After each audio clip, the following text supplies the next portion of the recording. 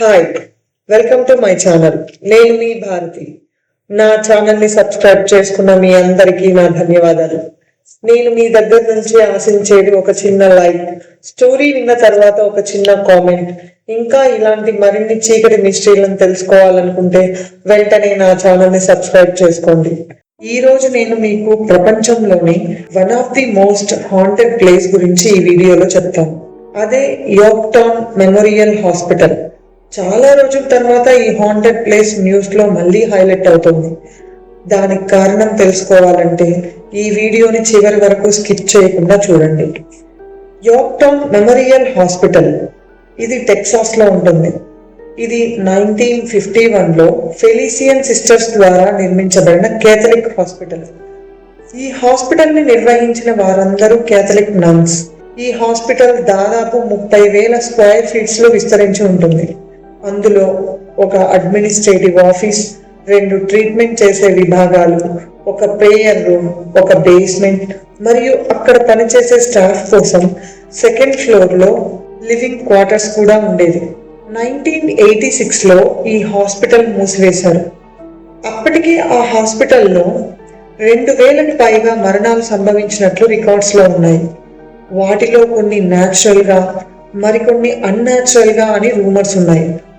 అలాంటి రూమర్స్ లో ఒకటి ఓవర్ మెడికేషన్ పేషెంట్స్ కి ఇవ్వడం, నెగ్లిజెన్స్ స్టాఫ్ వల్ల అని అంటారు. 1986 తర్వాత నుంచి drug and alcohol rehab centre గా ఉపయోగించడం ప్రారంభించారు. కానీ అది కూడా ఎక్కువ రోజులు నడవలేదు. 1990లో దాన్ని మళ్ళీ క్లోజ్ చేశారు. అప్పటికే అక్కడ చాలా పారానార్మల్ యాక్టివిటీస్ జరిగాయని సమాచారం, కానీ వాటిని బయటికి రాకుండా కవర్ చేశారు. బిల్డింగ్ మూసివేసిన తర్వాత రూమర్స్ ఇంకా ఎక్కువగా వ్యాపించడం మొదలైంది. అప్పుడే ఈ paranormal investigators and ghost paranormal YouTubers ఆ బిల్డింగ్ ని ఇన్వెస్టిగేట్ చేయడం ప్రారంభించారు. అలా అక్కడ వాళ్ళకి ఎదురైన అనుభవాలు బ్లాగ్స్ అండ్ వీడియోస్ రూపంలో ఇలా పంచుకున్నారు. అవేంటంటే ద గోస్ట్ ఆఫ్ స్టేసీ. అత్యంత తరచుగా కనిపించే ఆత్మల్లో ఒకటి స్టేసీ. స్టేసీ ఒక చిన్న పిల్ల. ఆ హాస్పిటల్ వార్డ్స్ లో ఎక్కువగా కనిపించేదంట. తనకు ఇష్టమైన పుస్తకం ద పోకీ లిటిల్ పప్పీ. ఎవరు చదివినా లైబ్రరీలో తన పక్కనే స్టేసీ కూర్చుందన్న అనుభూతి చెందేవారంట. ఆ ఆత్మ ఇప్పటికీ చిన్నపిల్లల వార్డ్స్ లో తిరుగుతున్నట్లు నమ్ముతారు. ఆ హాస్పిటల్లో చాలా మందికి రాత్రిళ్ళు చిన్న చిన్న అరుపులు, నడిచిన శబ్దాలు, బాల్తో ఆడుకున్న శబ్దాలు వినిపించేవంట. ఇంకా నన్స్ ఆత్మలు ఇప్పటికీ ఆ హాస్పిటల్ గదుల్లో తిరుగుతూ ఉంటాయని చెప్తారు. ముఖ్యంగా బాడీపై టాటూ వేయించుకున్న వ్యక్తులు ఆ హాస్పిటల్కి వచ్చినప్పుడు వారిని రక్కడం, బలంగా తోసివేయడం వంటి దాడులు అనుభవించారు. కొంతమంది పారానార్మల్ ఇన్వెస్టిగేటర్స్ కెమెరాలో నన్లా కనిపించే ఆత్మల ఆకారాలు కనిపించాయని కూడా అంటారు.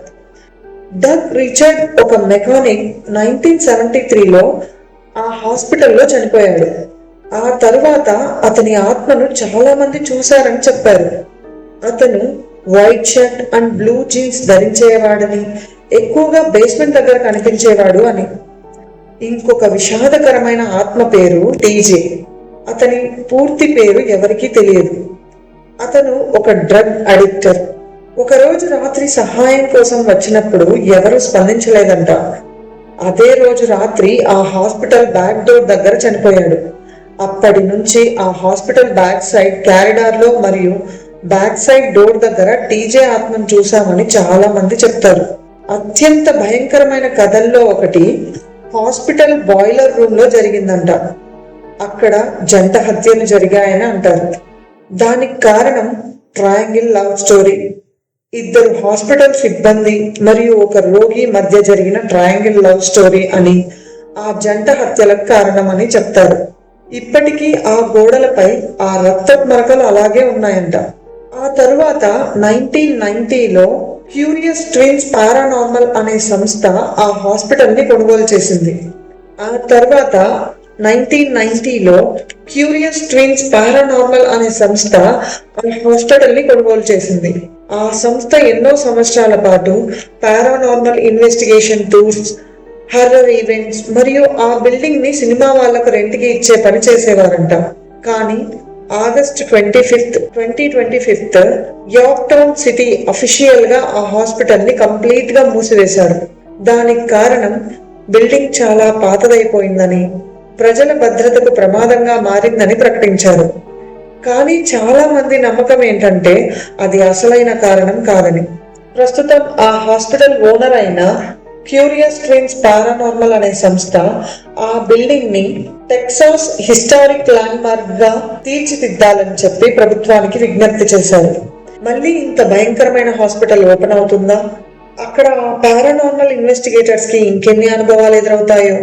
దీని గురించి మీ అభిప్రాయాన్ని కింద కమెంట్స్ లో తెలియజేయగలరు. ఇలాంటి మరిన్ని ఇంట్రెస్టింగ్ స్టోరీస్ కోసం మా ఛానల్ ని ఇప్పుడే సబ్స్క్రైబ్ చేసుకోండి.